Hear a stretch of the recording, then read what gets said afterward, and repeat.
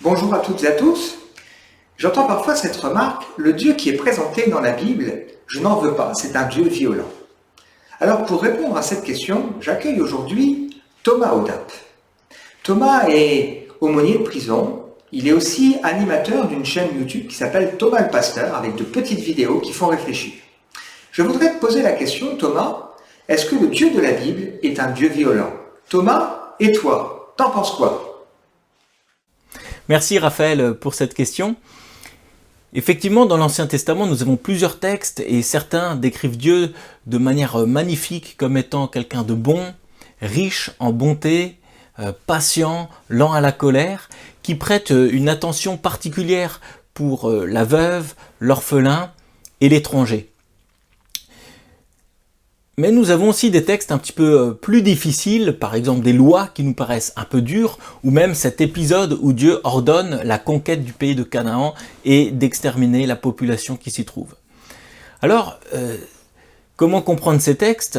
Je pense que quelque chose d'intéressant à saisir, c'est le principe qu'on appelle d'accommodation. C'est-à-dire que Dieu ne change pas, mais sa révélation s'adapte à la culture dans laquelle il transmet le message. En fait, là, si on parle des lois de Moïse dans l'Ancien Testament, on fait un bond de 3500 ans en arrière, on est très loin de nos sociétés qui connaissent les droits de l'homme, etc.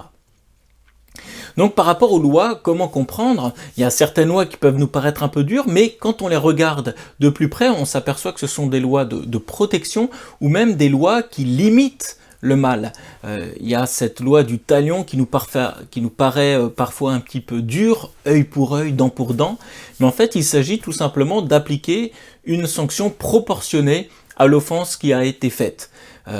Et cela contraste avec l'envie de vengeance. Il y a même un passage dans la Bible qui est raconté où quelqu'un a dit, ben voilà, si on tue un homme, et ben moi je me vengerai, je vais tuer 77 hommes pour me venger. Alors que là, justement, cette loi qui paraît dure est quelque part une loi de protection, de modération, où un homme sera vengé pour un homme, œil pour œil, dent pour dent, etc.